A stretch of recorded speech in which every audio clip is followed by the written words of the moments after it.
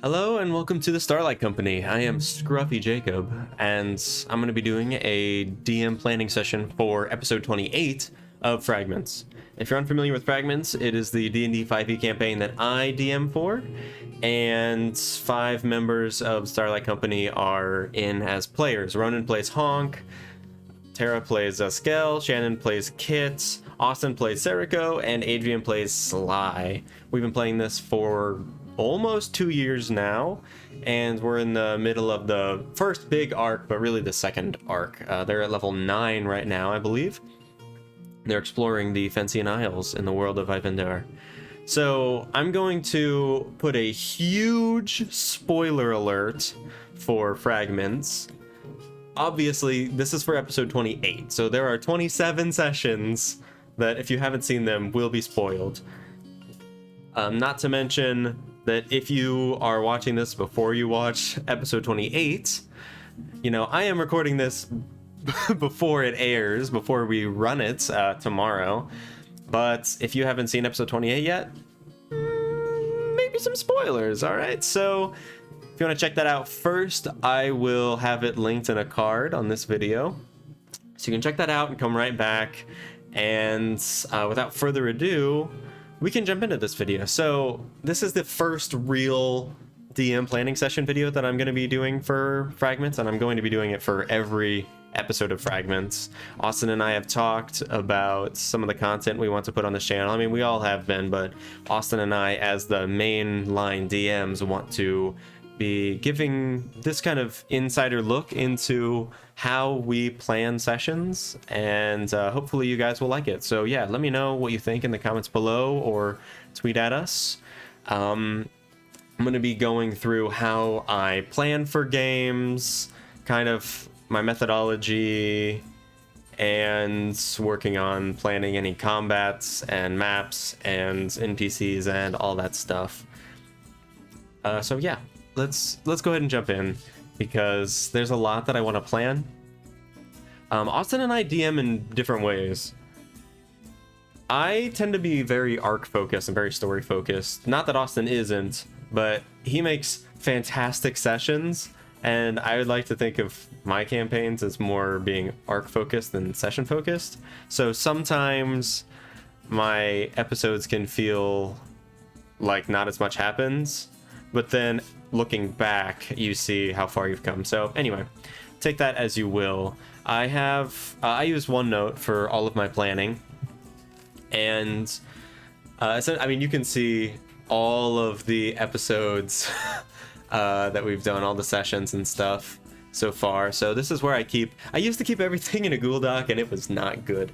But this is how I organize everything. And obviously there's a lot that I can't show you guys, because like I said, very arc, very story focused. So I know where, loosely what's going on all over the place. And there's a chance that I'll slip up, but I'll probably edit it out. So over the week before my sessions, I'm usually thinking about what I need to plan. Typically I go very improv heavy. Ronan and I have this running joke where I tell him how little I've planned, and he doesn't believe me because the sessions are really good, which is extremely flattering, but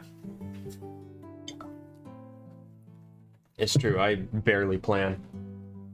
I'm trying to kind of get away from that, because I've noticed that, like I said, my arcs can be powerful, my reveals can be powerful, NPCs are good when I improvise them, but some of the stuff, like some of the scenes, aren't always great. So I'm trying to turn over a new leaf and plan a little differently. So you are privy to watching all of that. So, like I said, I think about what I need over the week. And since Austin and I flip back and forth every couple of weeks, that gives me plenty of time to be thinking about what I want to put in my next session.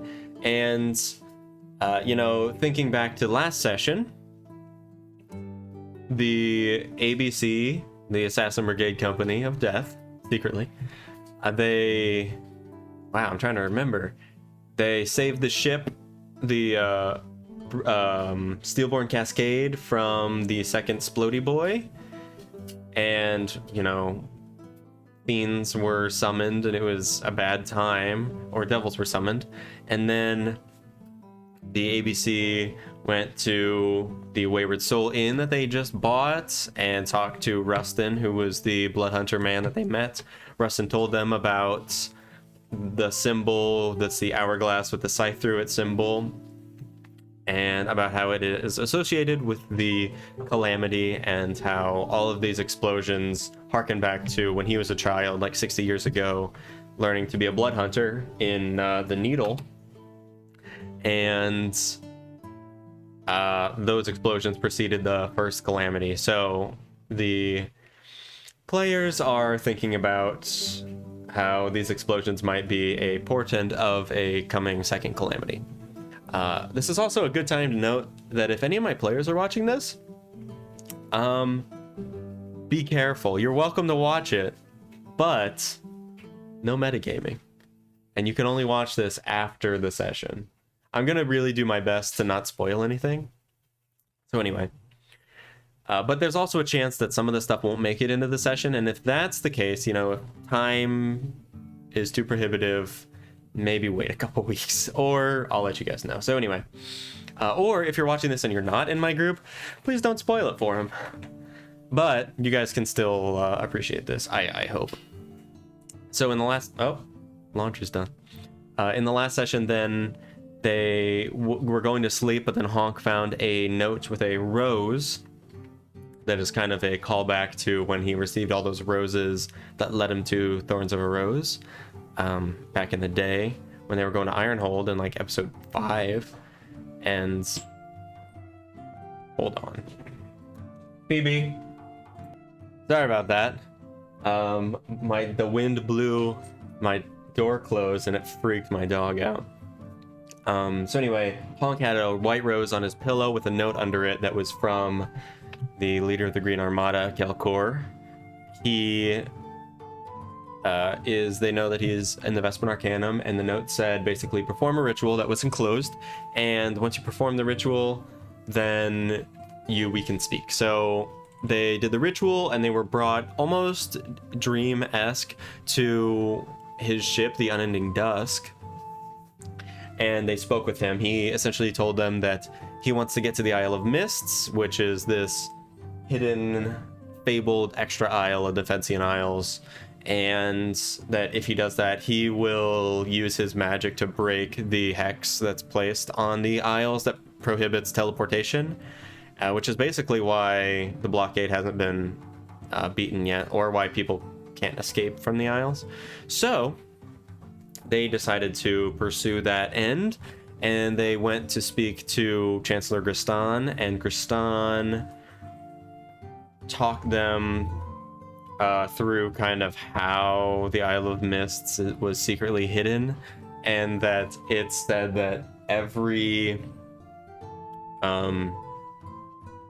rather than the Isle of Mists not existing, it was hidden essentially from the rest of the world because it allows for some sort of extraplanar teleportation.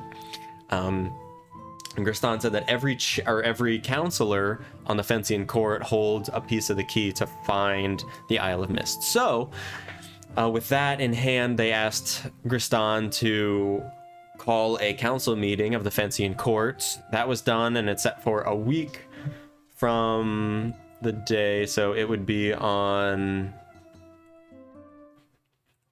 Let's see. It would be on I believe it's the 6th of Jasmine? Yeah. So this is today, the 24th. So, after that, they went to Urian's house. I don't really know why they went to Urian's house, but they broke in, and that was sketchy, and then it all worked out in the end. So that's where we're starting the session. So, all of that said, need a few items in this episode. So over the past couple weeks, I've been thinking about different elements that I want to have in this session. I know that I need to figure out the travel companions on the Dragon Scales, which is the Chancellor's ship. They're taking the Chancellor's ship. I also will probably end up improvising. They're gonna probably have a conversation with Rustin when they go back to the Wayward Soul, because they aren't leaving until the morning for the for Isle Lair, which is the isle that the court is on. And because of that, the ABC will probably have a conversation with him just to say, hey, you know, any updates, or say bye or whatever. I also thought about having a potential encounter on the Dragon Scales. This is TBD at the moment. Not sure, because I do want to have a rolling table. It'll take 4 days, I think I said, to get to Isle Lair from Mr. Brock. So because of that, I want to have a sail table that will roll on day 2. I also want to start teasing Sly and Serico's story a little bit. Their backstories are very interesting, and because I want to keep everything kind of, you know, still hidden and whatnot now, I'm going to start kind of teasing things down the road. So we'll see about that.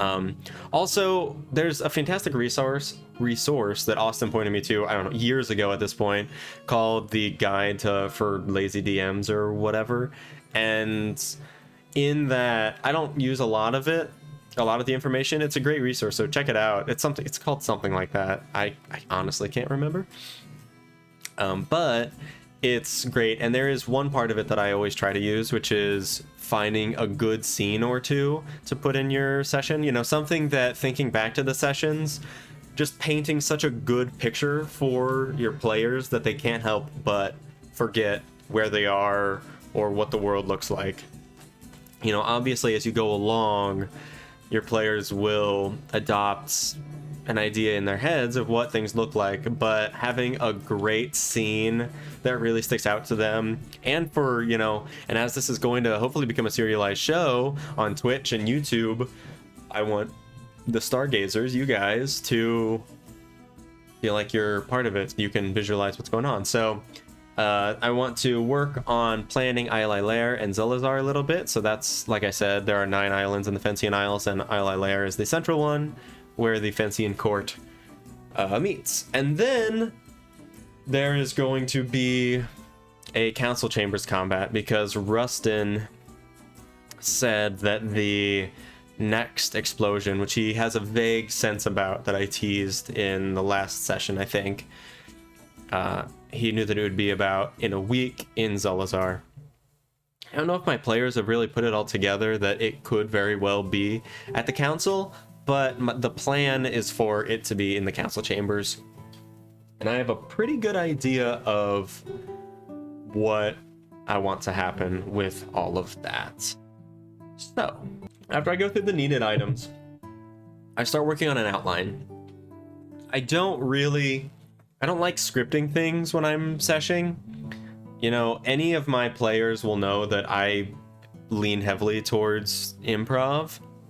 You know, anything that I really think that D&D, especially being a DM, is a great exercise in improvisation. And I like that challenge of thinking on your feet. So a lot of the time I will just pull 90% of a session out of nowhere, and it's usually pretty fun. Sometimes it's not as good as, you know, when I listen back, sometimes it's not as good as I was hoping for, but, or, you know, I think of something that, I should have said, and if I'd put more thought into it, hey, maybe. But really, I like leaning towards improv. But regardless, I like doing an outline because that gives me sections that I can add. I can't really show you any of these other chapters because there are spoilers in some of them. Actually, let me look for one really quick and then I'll jump to it. All right, so I found one that's safe for me to show you guys. Phoebe is currently poking her head out the window. That's funny. I don't have an outline on this session, but it shows how I like to kind of categorize things into sections, and the sections are what I put in the outline. So, for instance, you know, this session was returning to the Isles after Kit was cured of her curses. and this was when Zeskel talked with Teacher, and spit hot fire, learning about Eamon's hit, and just information that I could have. And a lot of these things I'd planned out several sessions before, but stuff didn't happen. So instead of forcing things to happen that I planned, I usually just pull things down or leave them there with a link to those pages so that I have that stuff that I've already planned ready. Because just because things don't happen when you're expecting them to, unless time shift or time changes, enough time passes where it's no longer relevant, I think having these different hooks to happen is great. These different scenes, and several of these scenes were very powerful, or they drove the narrative for several episodes. So I think doing it this way really helps me at least guide things while still providing a very loose structure for how a session needs to go. Everything can be very loose and I can improvise anywhere in the middle, but at any point, if they are ready to move on or want to go to the next point, I know generally where I'm expecting them to go on the outline. Of course, if they divert entirely, then I'm just gonna either cut to a break while I panic plan or improvise. So the outline, we're starting in Urian's house. There might be a conversation, or I'll just speed through an overview of a conversation with Sly and Serico. They're the only ones who are in the anonymous tea party that I improvised. Go back to sleep in the Wayward Soul. I'm going to do my best to allow them to have any conversations that they want to have. Go to the Dragon Scales in the morning at the docks of Bisterbrook, and then set sail. On day 2, these are out of order, but on day 2, they are going to roll on the sail table to determine what kind of random encounter is going to happen. And then on this, there's going to be a night 1 encounter kind of thing. Not necessarily encounter, but there's going to be a storm and a dragon silhouette on the clouds to remind people that dragon stuff is happening and Glimmer still needs help and whatever. So that's probably all I can say about that for now. I might put that on the roll table. Some things are, I think, very important, where if they don't roll, I will have it happen regardless. It's kind of my way of fudging stuff, because I don't necessarily like fudging stuff in combat. Fudging roll tables, doesn't matter as much. So I also I didn't finish this outline. Probably, I assume there will be conversations with Gristan and Baxby or soldiers. Baxby is the outrider knight of the Fencian Isles, I think. Let me see. So on this one, session 13, man, that was so long ago. Get to the Isles, improvise a lot, that's funny.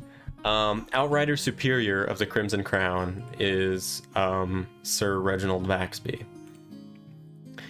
And so they'll probably talk to them. It's going to be 4 days journey. So that would put them getting there at 1, 2, 3, 4 on the 3rd, and they would have 2 full days before the court.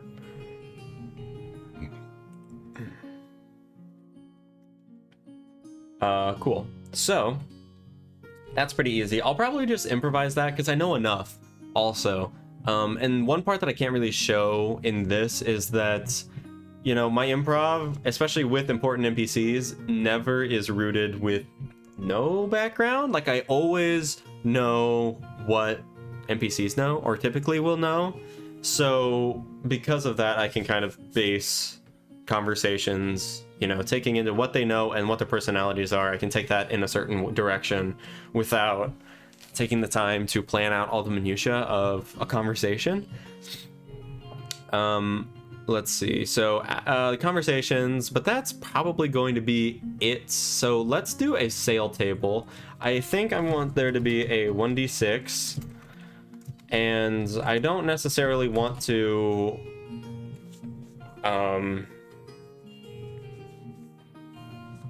take from an existing table. I kind of like making stuff up on my own. It's more work, but it's fun. Let's see. So I also have to keep in mind that we're in the middle of the Fencian Isles, so wildlife is pretty low on the waters, you know, overfishing and whatnot, and fish have died out a lot. So maybe there will be a... let's see. This is during the day, so there could be some kind of dead... carcass, right? Maybe there's some kind of manatee carcasses floating. I don't know how to spell carcasses. Carcasses, is that right? Yeah, floating by in the water, and if they ask, people will tell them why that is. Perhaps I do like the storm that leads into the dragon silhouette.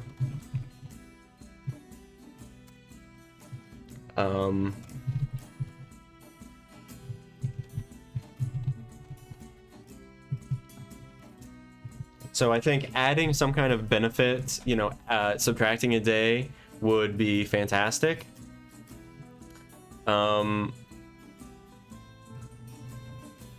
Actually, that does make me think of something else. Perhaps, well, I do like when the lightning happens for the dragon silhouette. I don't necessarily know if I want the storm to take, or to add a day. Let's see. So there will be a few ships. Maybe a potential combat on the dragon scales. I don't want it to take too long, like no more than a half hour, 45 minutes in real time. So I could make him fight Marrow.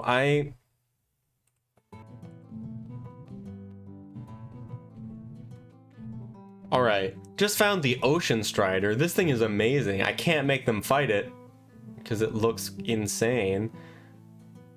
Well, maybe I could. That would be kind of fun. That actually would be kind of fun. It looks like a little bit of a boss fight. CR18, yeah, but I could just kind of improvise it a little bit, change the stats. That might be fun. That could be fun, having them fight in a different Ocean Strider.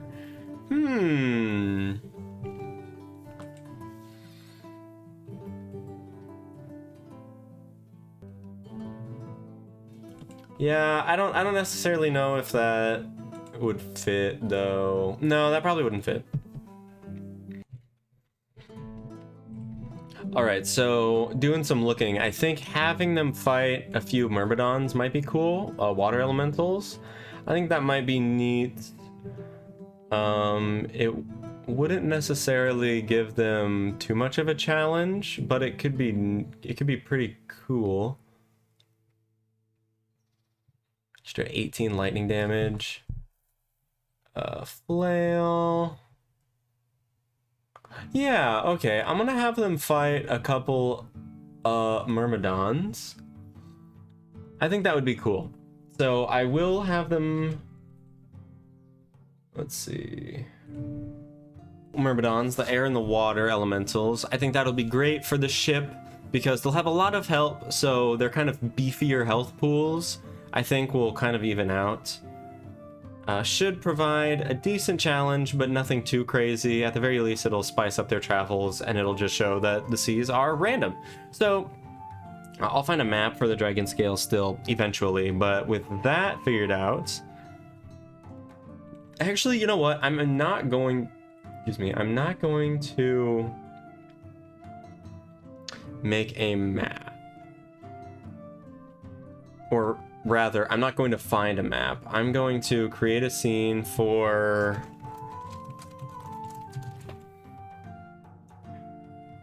Let's see, navigation, name... Unless I find a good ship, I don't think I want to, because I could just have a drawing. I like doing drawings because then people don't take what they see for what there actually is. They can kind of imagine it more. I just have to make sure I take the time to describe it better. I want to play a different song. Let's see. Oops. Actually, let's do oops.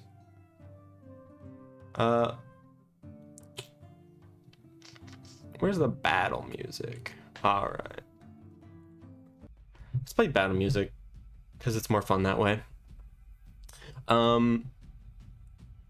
right, so we have that fight potentially.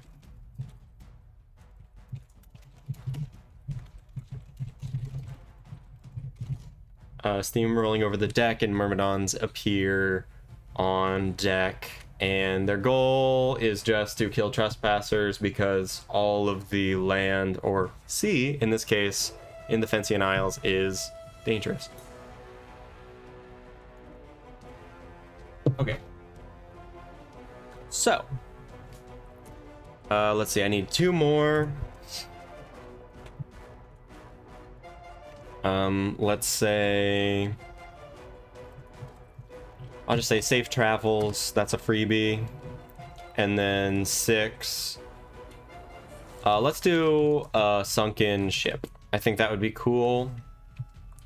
So let's make a side one. In the sunken ship, and then let's see, what do we want to have? It's probably going to take a few minutes to dive down. No, maybe not a few, because the waters are pretty shallow, so maybe 2 minutes, dive down, and then let's see, what kind of gear can I have on the inside? I think let's have two major things that they can find. So one will be relatively easy to find. I'll say a large chest, and this is going to have perhaps not a ton of gold, maybe like 95 gold in there, and let's just say 15 silver pieces. And then let's also have let's have 3 throwing spears in there. I think that would be cool. Could give players some a cool amount of just something else to use, really. And then let's do some caltrops. I'll say, I don't know, 15. Just could be fun, right? A little something to use. And then let's say DC 17 investigation to find Captain's Trove, maybe? Captain's Trove is DC 17 investigation. If they pass that check, then they will have... Let's actually increase it, right? So maybe it's been there for a while. DC 19, because I want it to be a significant challenge. I don't want it to be impossible. Let's see. Who has the highest intelligence? Probably Kit? Let's see. Kit. Intelligence is 20. That's right. So her investigation is +9. So that's a 50% chance that she'll find it if she goes down there and rolls investigation. So that's fine. I think that's fine, right? Because she has that eye for details. Anybody else who does that will have a significant challenge. So in the Captain's Trove, I think it would be cool if there was maybe 20 platinum. That's an extra 200 gold they would have. Actually, let's push it up to 30. They spent a lot of money. I want to reward them for doing well, especially because they didn't get a lot of XP last session. So 30 platinum, I think that would be cool in the Captain's Trove. And maybe it's just a small box, but I could have a ring. A ring or some kind of jewelry, maybe? I could do prayer beads. That might be cool because they don't have a cleric or a paladin, so they kind of get into trouble a lot, and Kit can use prayer beads. So I will say that. I will do prayer beads. This way, if they find that, then Kit will have something else to attune to because she can attune to 4 things, and it'll help her to heal and have restorations because they need them. So let me look up prayer beads real quick. Necklace of prayer beads, and I might have to change it. Okay, so I would like this necklace of prayer beads to have... Can I edit this? Hello? Hello? It won't let me edit it. That's fine. I don't care. But I'm going to make a copy of this or whatever, and then they will be able to have this, and there will be probably 1 greater restoration, 2 lesser restorations, maybe a planar ally and a wind walk. I think that would be cool. That would give them a lot, and since they already have a lot of cure wounds among them, well, really like a few, and with Zescale's healing, she's fine. But all of the restorations and stuff, I think that would be cool. So I'll figure that out later, but that's cool. That does help me. So I'll say prayer beads. I want 1 lesser restoration, 2, and okay, I think that would be cool. Little magic item that's more for thinking. So that would be cool. Sunken ship, there we go.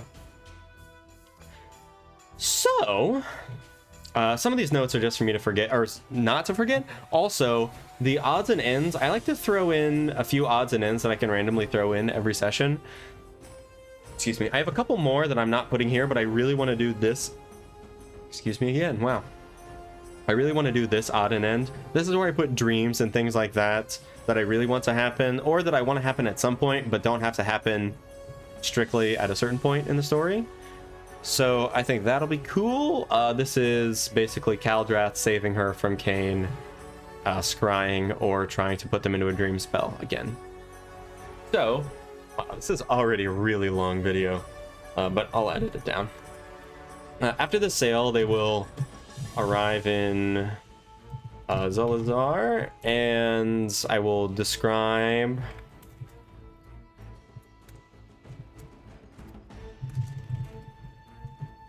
it's going to be a port city. I want, let's see, Ally Lair, Zolazar. Let's do a map. I have a little drawing tablet that I want to use, and hello? Oh, my pen was backwards. Okay, let's see. So I imagine the city. So first off, I am by no means a good illustrator. Zolazar is kind of at the base of the island, so the island stretches up in this direction, and the city will be maybe here, right? But I want this this city to have an extensive dock presence. So let me find a map of the Fencian Isles. And this is where Zolazar is. It's on the bottom of Ally Lair. So they have to go all the way around here through Jelma Bay to Zolazar. Unless they go this way and pass through the Emerald Cusp Sea. I think I want to go through the Windor Sea though. To pass by Alaten. And then they'll go to Zolazar. So once they're there, yes, I want there to be extensive docks. Oop. Perhaps, you know, big stretch of docks here, but then, you know, in some kind of large harbor here. I mean, this is going to be a huge scale, I think. But I also want some to like wrap around so that, I don't know. I want there to be stuff all around, and it'll make more sense when I'm describing it maybe, but you know, this way there can be ships all over the place, you know, over here, here as they come in, and this is huge. I mean, like, this is a house to scale. Like, these are huge docks with a lot of the cities, you know, in the same way that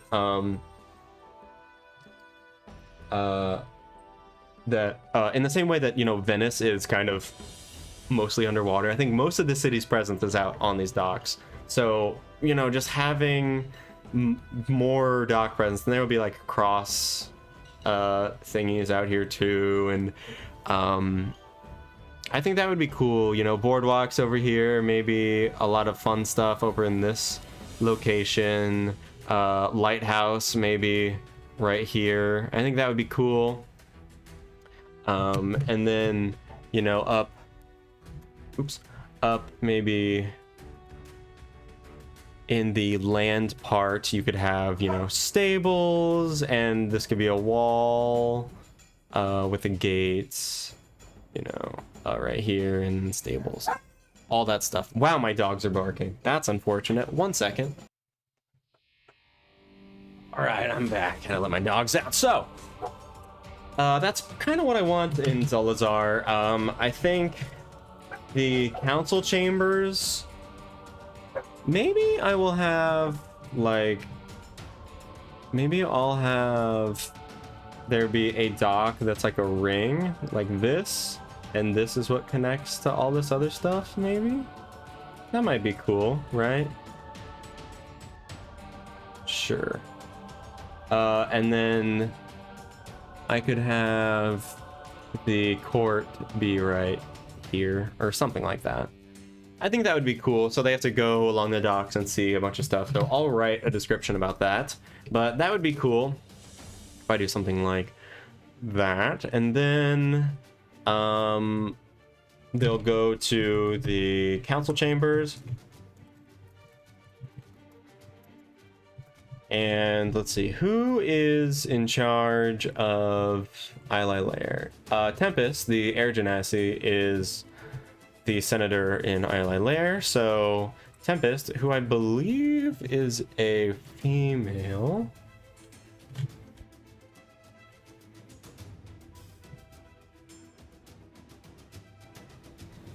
Yes, Tempest is a female.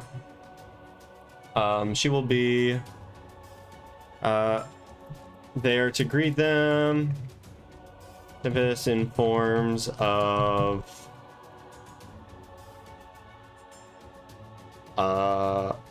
someone yelling and locking themselves in. This is the Splody Boy.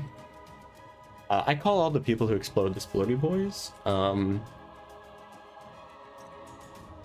And that will lead into the combat, where basically they have to go in and clean it out. Rustin most likely won't be there. Let's see, council, chambers, combat. Let's see, I don't really have any other big things to add.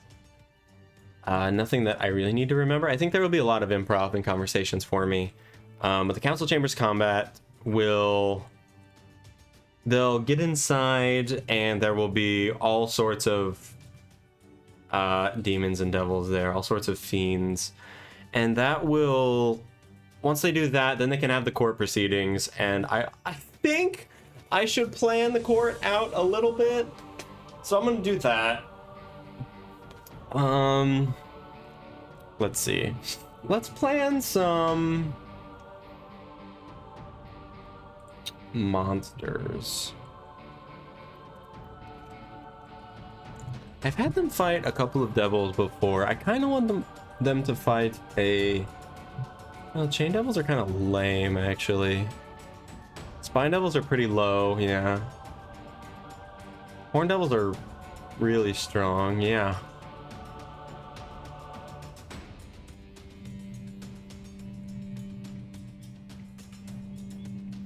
Okay, so maybe I'll have a couple of bearded devils. I think that might be cool. So they have magic resistance, that's important. I don't just want bearded devils, but I think like 2 bearded devils that are amped up a little bit would be cool.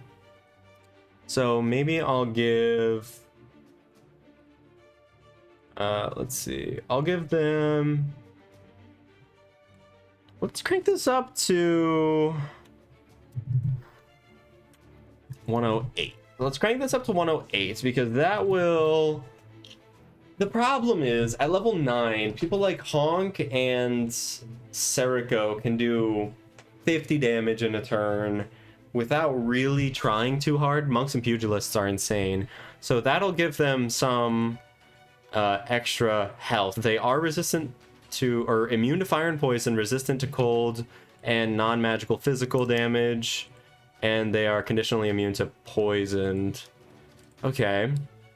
So I also want something else.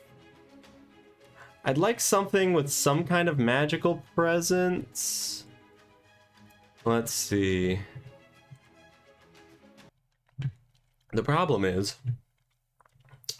I'm gonna run into the same issue as I did last time, where I put 3 Barghest in a fight and they are not strong at all.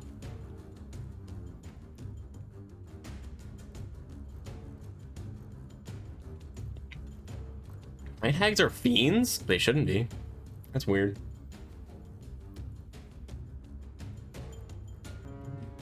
Garistros are really strong. That would be fun to have a Garistro, but not at this level.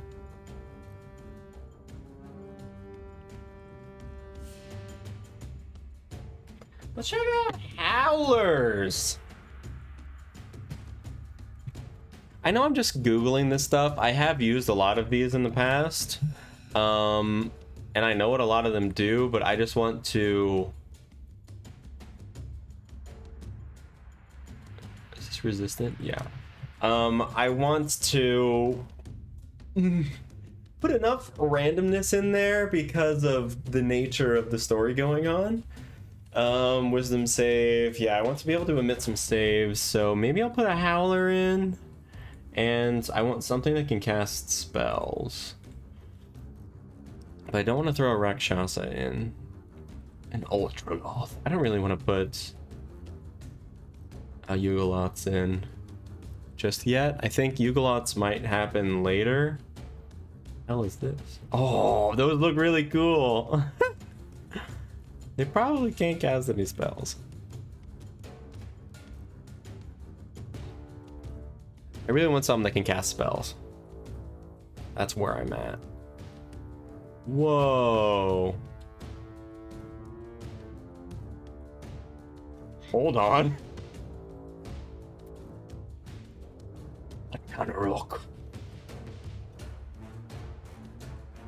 Okay, I take it back. I kind of want these in here. So magic resistance as well. Maybe I'll take out the bearded devil in favor of this. So aggressive as a bonus action can move to a hostile creature. That's pretty cool. Response being hit by a melee weapon, it can make 1 melee weapon attack with advantage against the attacker. That's pretty cool. If I have a couple of those, I think that would be really cool. All right, I'll do that, and then the Howlers can be like their pets, but I still want something that can cast spells. Let's see.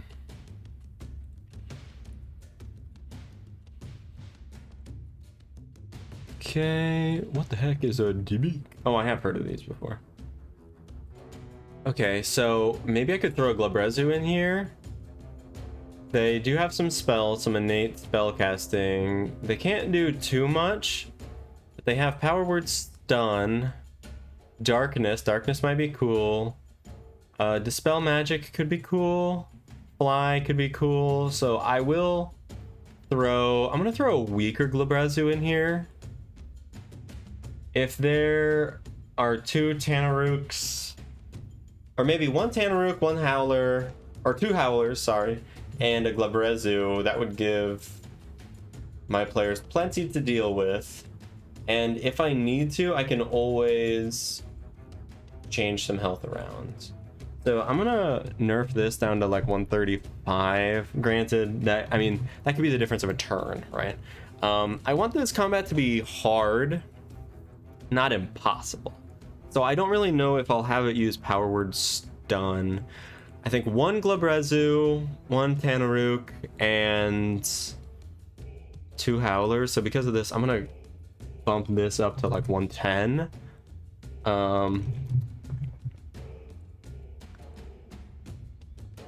Okay, awesome. So I will do that. Let's see.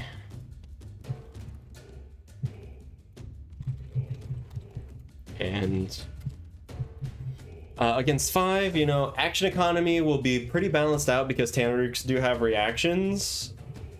Should be pretty even, I think. Some of them are magically resistant. So half damage from magic, but I think it'll still be a really cool fight. And with conditional resistances and stuff, or damage resistances, that will add some fun stuff. So awesome. That's gonna be the fight. Easy enough. And then after the combat, they can have clean chambers before the summit. And then after that they can have the summit. And if we're still going, if it's still a decent time, then we'll probably cut to a break and I'll do some planning for the summit. So I do have some ideas about what's going to happen and I can improvise it, but I want to make sure that it's impactful and not just, you know, improvised and random. Yes. Oh, the man with the pinstripe suit intro. I don't really know where I want this to be. I want it to be in Zulazar. Let's have,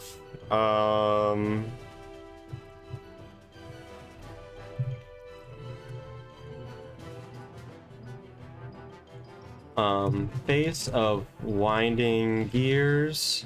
So this is an individual who wears a pinstripe suit, is very well put together. His movements are very precise. Their movements, rather. Their face is like a giant interlocking clockwork clock, almost like a watch that you can see into, you know, with all the gears shifting. And with like no facial features, but will speak in a very calm voice like, hello. Or, hello. I have read. Maybe. He'll probably speak with some kind of apathetic, maybe not necessarily apathetic, but without emotion, in an English accent, like, I have made it to the temporal nexus. I am about to confront the 2 instigators, and we shall be meeting shortly, or something, you know. So this is a figure who comes from a mysterious plane. Ooh.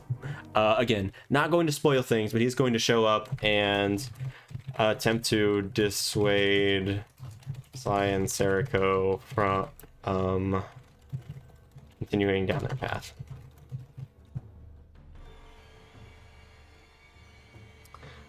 He will not attack them.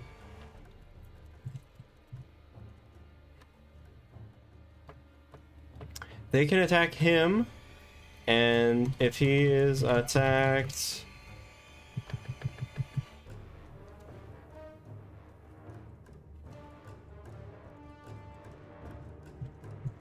very difficult to hit him, I think. Like 28 AC or something, just for this moment. Like, we'll have used magics to make him, or he can't be hit at all. We'll see. I don't like saying they can't be hit, right? So if they roll well enough, maybe, but we'll see, and I'll improvise. So anyway, that's basically chapter 28. I hope this was insightful. I guess I can kind of put these, where the hell? Oh, fencing court chamber. Oh, I'm blind, man. So this is the fencing court chamber. Get out of here. Sorry, this is a pain in the ass. Okay, so this is the fencing court chamber with the seats for the counselors and stuff. I think guards will be over here. and by the door. But before people enter, the court chambers aren't really kept very clean and well. Also, I don't own this image, by the way. They aren't kept well while it's not in use by the council. So yeah, that's important. Hi, sorry about that. I am back. That was... It doesn't seem like any time has passed, but it's been 3 hours. I had to help my wife with something, but anyway, I'm back and I did some stuff. I've learned that it's hard for me to like really focus when I'm talking about stuff. So I went ahead and filled out some of these maps, and then I'll talk about them. So and I think that's what I'm probably going to do. So, and I'll talk about, and for dungeons and stuff, I'll go into that. So for this map, you can kind of see I drew a pretty terrible stick figure. Excuse me. So this is going to be the person that sacrifices themselves, the cultist. Blood all around that I drew. I drew some flames because it's going to be flaming in here. This will have just happened. I mean, like, it'll happen while they're outside. And then I have the Glabrezu, the Howler, the Tanaruk, and the other Howler, and then a bunch of flames.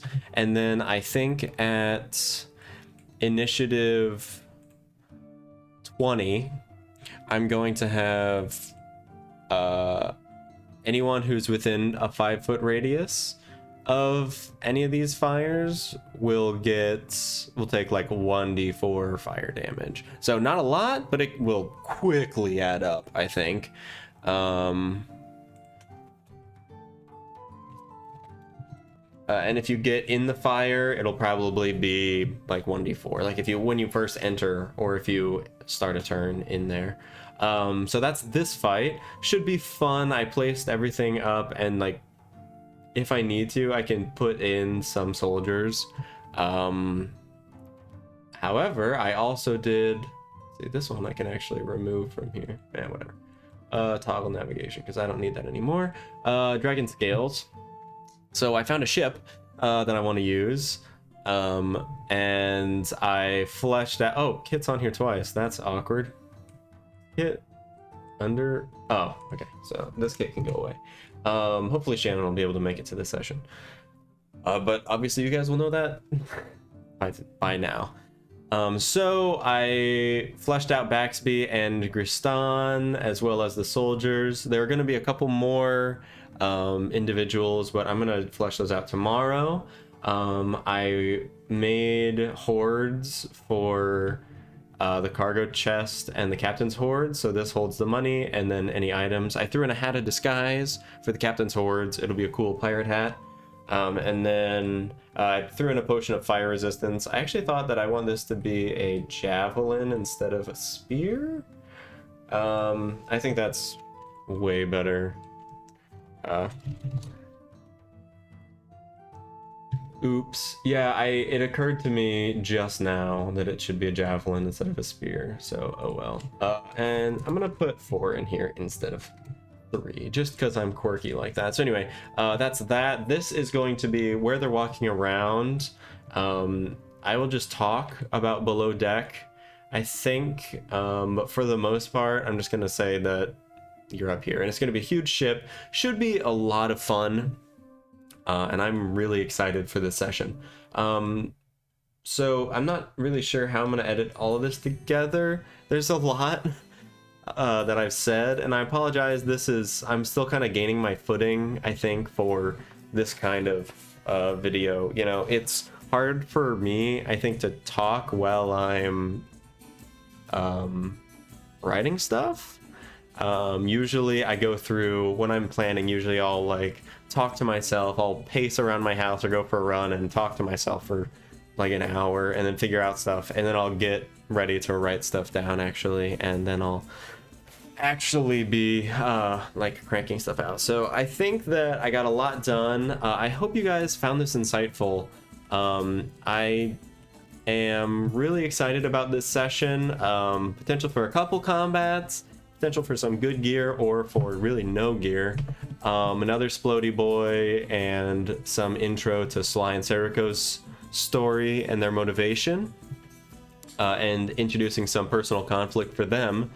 And then we have yeah, we're getting to the Fencian Court. So that'll either be touched on in chapter 28 or in chapter 29. That'll be where we start off. So should be a lot of fun, a lot of good combats, potential for some good XP, and a lot of conversation. So anyway, I hope you guys enjoyed this video. Again, this is just kind of me gaining my footing, so I apologize if this was a little slow or not very interesting to you. At some point, especially when I'm getting into starting to plan my next campaign, I want to kind of walk through building my notes so that you guys can see how I set it up, how I organize everything. There's a lot that I just can't show you, unfortunately, and you know, I want to someday after this campaign to do a kind of you know, in retrospect, how I set everything up and show you guys how I did it. But I can't do that yet because I don't want to spoil anything, not just for my players, but for all of you guys at home. So yeah, hope you had a good time with this. If you did, feel free to like the video, leave me a comment, let me know what you think. And yeah, we will be playing this. It'll be yesterday by the time this is uploaded, but if you're checking this out on Wednesday, the VOD will be up on YouTube tomorrow, on Thursday. So enjoy our session. I hope you're really enjoying Fragments. I'm having a ball with this. All right, guys, have a wonderful Telltale day. Bye.